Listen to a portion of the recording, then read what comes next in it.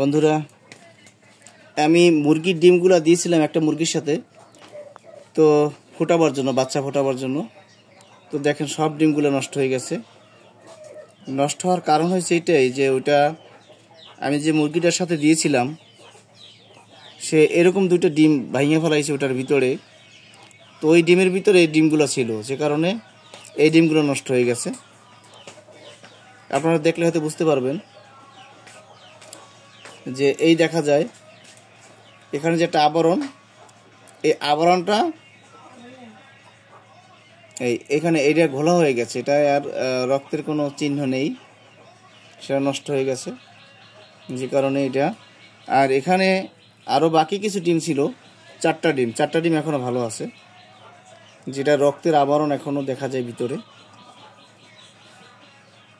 এই প্রত্যেকটা রক্তের আবরণ আছে দেখা যায়, কিন্তু এই ডিমগুলো আর নাই। এখন যেহেতু এগুলো নষ্ট হয়ে গেছে, এই ডিমগুলো আমি ফেলে দেব। আর এখানে এই যে হাঁসের ডিম, এই হাঁসের ডিমটা এখন ওইটার সাথে দিয়ে দেব। আর কিছু করা নাই, বিকল্প কোনো পথ নেই।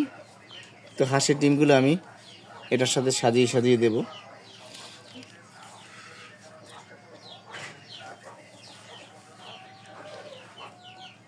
এই এখন মুরগির ডিমগুলো সাইডে দিয়ে দেব।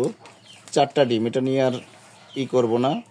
যদি ফুটে তো ফুটবে, আর না ফুটলে হাঁসের ডিমের উপরেই ফোকাস থাকবে, যাতে হাঁসের ডিমগুলো ফুটে বের হয়। আমি হাঁসের ডিম 10টা ডিম দিয়ে দিলাম।